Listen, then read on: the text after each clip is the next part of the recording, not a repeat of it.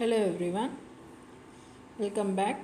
So in the previous class we have gone through what are the topics present in GST, what is the tax, how to calculate the tax, what are the different types of tax we have seen. Now here today we will be seeing what is GST. In GST what all will be coming, why GST came, we will be checking all this thing. So GST means what? Goods and service tax. So till now, not till now, till January, July 2017, there are, as we specified earlier in the earlier session, that so many taxes, that value added tax, income tax, sorry, not income tax will be coming. We are only dealing with the indirect tax, service tax, all this will be coming. So there are so many taxes available. So but from July 1st 2017, Government of India has abolished, means they have deleted all types of indirect taxes and introduced only one new tax, that is called as GST. So GST means the tax will be applicable on the goods and services. So why they improve means so many taxes are there. So one item, one rate, 1% of tax. So it will be very confusing and it will we have to pay more tax on that one. So to remove this one, the government has abolished all the taxes and they has introduced only one tax, that is GST, mainly based on the one nation one tax. The tag which is called as ONOT, what is that? One nation one tax. Mainly this is introduced to remove the disparity of the taxes in the different states and different, means before we used to pay one tax in Delhi. On the same item I have to pay more in Punjab or more less in Gujarat or some. So in different states different tax I has to pay. But after coming the GST, wherever we go we have to pay the tax.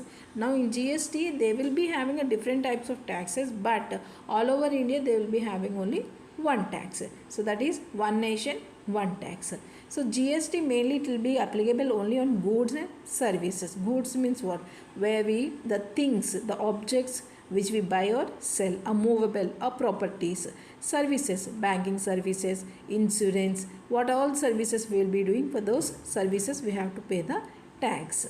Now GST rates will be vary, means GST rates will be varying depending upon goods and services. So mainly the GST starting will be like 5% to maximum of 28% will be coming. So depending upon the property or depending upon the object which we are going to buy, now they will be having a different GST percentages will be applicable. So except the petrol and the alcohol, GST will not be on the petrol and alcohol, everyone knows that GST will not be applicable. On the remaining goods and services the GST will be applicable. So the tax will be implemented on every step of value with the means value creation will be, means for example I am the manufacturer, so I'll be manufacturing. After manufacturing it will be going to the wholesaler. From me to the wholesaler will be coming. So wholesaler is buying from the manufacturer, so you have to pay the tax for the manufacturer. Again from the wholesaler it will be going to the dealer, and the dealer has to pay the tax for the wholesaler.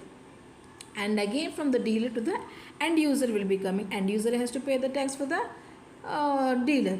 But so these many tax they are paying to the government? No. So that again we'll be discussing in the ITC, that is input tax credit. So wherever we, in each and every step the tax calculation is going to happen, that is sure, that is for pakka, that is for sure. So so that is called as value creation. So see, for example, if I am buying the wheat will be producing. After the wheat producing they will be making into atta, so they will be buying the atta. So there the tax will be added. From the atta it will be going to add a modify as a bread. They will be selling the breads in the shop. Or again from the bread or from the atta they will be making a pizza. On the pizza also will be adding the tax. So in each and every step there is a tax. They will be adding some value to the tax, that is called value creation.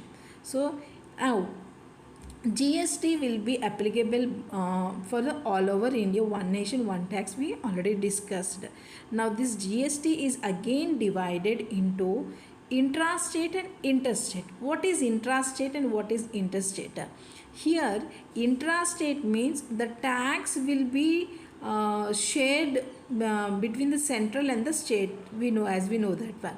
So intra means within the state, the transaction which is going within the state means here for example, if you take the Karnataka, in the Karnataka, if the manufacturer is buying manufacturing some AC or cooler or a TV, there only the wholesaler is buying, there only the end consumer is also buying the product.